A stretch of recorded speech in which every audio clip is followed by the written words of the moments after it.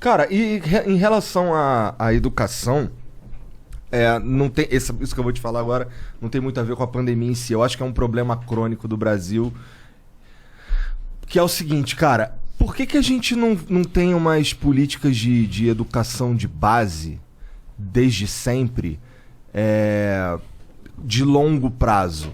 Porque, ó, eu tenho um palpite, que é o lance de, pô, isso daí é um troço que só vai dar resultado daqui a 40, 50 anos e, portanto, não dá voto. Por que que Isso você tem toda a razão, cara.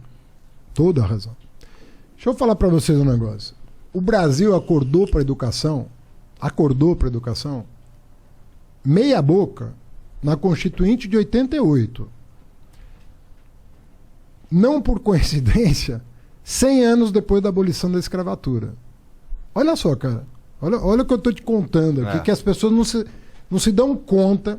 Nós abolimos a escravidão em 1888. Um dos últimos países no mundo, inclusive. Um dos últimos países do mundo. O Brasil foi o último país a criar uma universidade. O último país das Américas a criar uma universidade. Foi o único país que criou uma universidade só no século XX. Os negros, em 1884 ou 3, agora não estou... Tem uma lei chamada Lei Saraiva. Bota lá no Google que você acha. Lei Saraiva. Proibindo quem não era alfabetizado de votar. Já prevendo a abolição da escravidão, para os escravos não votarem, como eram todos analfabetos, aprovaram uma lei proibindo quem era analfabeto de votar. Ou seja... Sabe quanto tempo durou essa lei? 100 anos. Caralho. 100 anos. E aí você fala, bom, mas então alfabetizaram? Não. Porque era justamente o instrumento de controle. Para não deixar os pobres votar, não alfabetizavam. E a lei proibia votar sem alfabetização. Resultado, nego, ninguém votava. Era um desincentivo muito grande para investimento em educação. Então veja só, você que era alfabetizado, você que ia para a universidade, você que ia para Coimbra estudar direito, você não estava preocupado com a educação porque você já estava educado. O cara que estava preocupado com a educação não podia votar. E aí, meu? Quem é que ia falar? Tem que educar. Então, verdade. O Brasil, cara, não tinha compromisso com a educação. E assim, eu participei, modéstia à parte, de uma primeira revolução na educação brasileira, que foi abrir as portas da universidade pro pobre. Ele me confessou que namorou 2 prounistas. Eu sou prounista também. 3? Puta, cara, tu tá cercado. Tô cercado. Não, mas eu não namorei o Monarca. Agora vai me negar. Mas, cara, olha só. Nós precisamos chegar no século... Porra, cara, eu tô cercado de prounista por todos os lados. Mas e a base, Fernandão? Não, mas a base... Não, vê bem. Outra coisa errada é imaginar a separação da básica e da superior. Leia os historiadores, você vai saber o seguinte. O projeto nacional nasce quando o pobre chega na universidade. Aí você começa... Aí a universidade começa a pensar o país todo e não só a elite. Porque a nossa universidade era ultra elitista.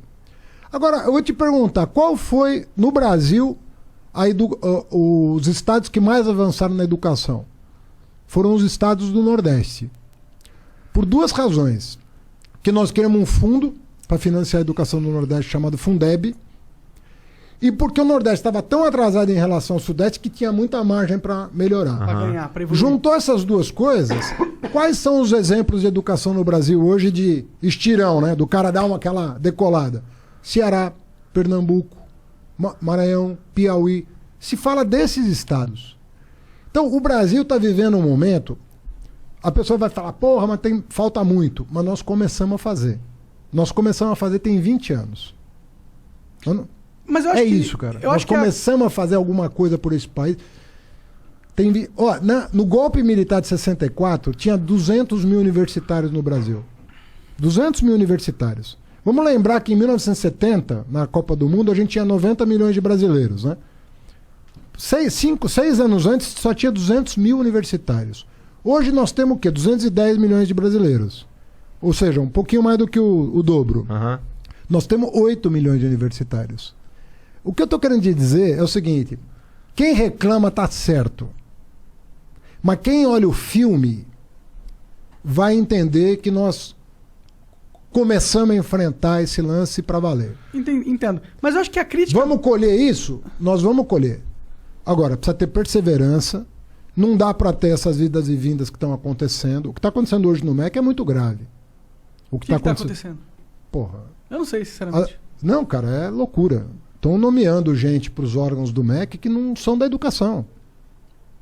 E eles estão fazendo o que exatamente de loucura, exatamente? Cara, primeiro assim, eles estão desmontando coisas que comprovadamente deram certo. Então, por exemplo, investimento em ciência e tecnologia no Brasil caiu 70%. Aí você fala, pô, não tem dinheiro. Bom, mas para milico tem. Para trator tem. Os tratores que o Bolsonaro comprou essa semana. Ele comprou o trator. Pô, 3 bi. Ou você entrar no Twitter agora... 3 bi não era o orçamento paralelo para ele... É esse. É desse que eu tô falando. Isso é emenda, não é? Mas... trator, entendi, é uma gíria. Desculpa, que eu não sou, eu tô achando que é trator mesmo. Não, mas é também. Entendi, ó. Não é só, mas é também. Entendi. Ou seja, ele tá num jogo com o Congresso de tomar lá da cá, que ele botou no Ministério do Desenvolvimento Regional, não sei qual que é o nome, que mudou tudo que é nome, ele botou 3 bi para ele cuidar, na relação direta com os parlamentares. Pô, tem 3 bi para trator e não tem 3 bi para ciência e tecnologia? Não tem 3 bi para fazer o censo? O censo geralzão, é a coisa mais importante para as políticas públicas. Pra você saber. Censo é foda. Custa 2 bi. Tem 3 para trator e não tem 2 pro censo. Então, você vai vendo que, pô, tem alguma coisa errada. É que esse trator é o que garante a governabilidade dele, né? Se você for pensar pro político, Bolsonaro, é muito mais importante você ter governabilidade que qualquer outra coisa.